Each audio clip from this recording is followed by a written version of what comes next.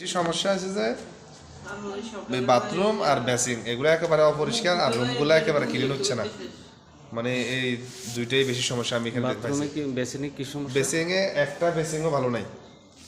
আপনার এখানে হাত ধুবে যে মানুষ যে খাওয়া দাওয়া করবে হাত পা ধুবে ওরকম ব্যবস্থা এখানে নাই।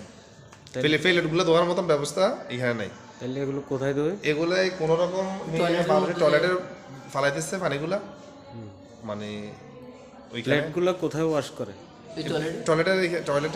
টয়লেটের ভিতরে ভিতরে বেসিনে পানি নেই? না, বেসিংয়ে কোনো পানি নেই। বেসিংয়ে পানি নেই, ওইখানে ওয়াশ করতে হয়। ওষুধ এখান থেকে কি কি পাইছেন?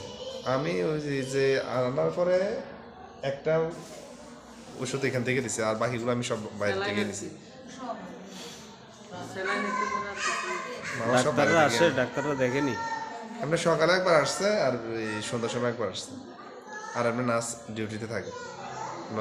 বললে আসে, নাহলে আসে না।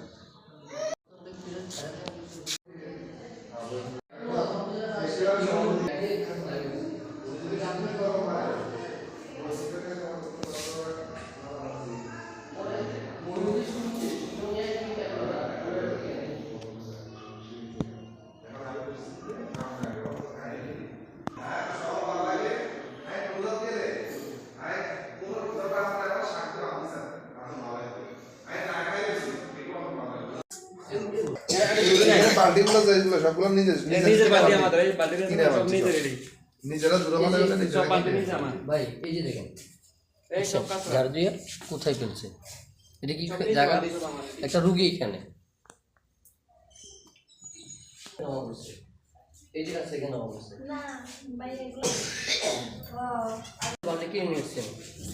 তাদের কাজটাগুলো দেখে বাড়ি কিনে নিয়ে আসছেন, এই কাজটাগুলো দেখে আমি হচ্ছে প্রথমে যখন নিয়ে আসছি বললাম যে ভাই প্রথমে একটা সিট কভার দেন।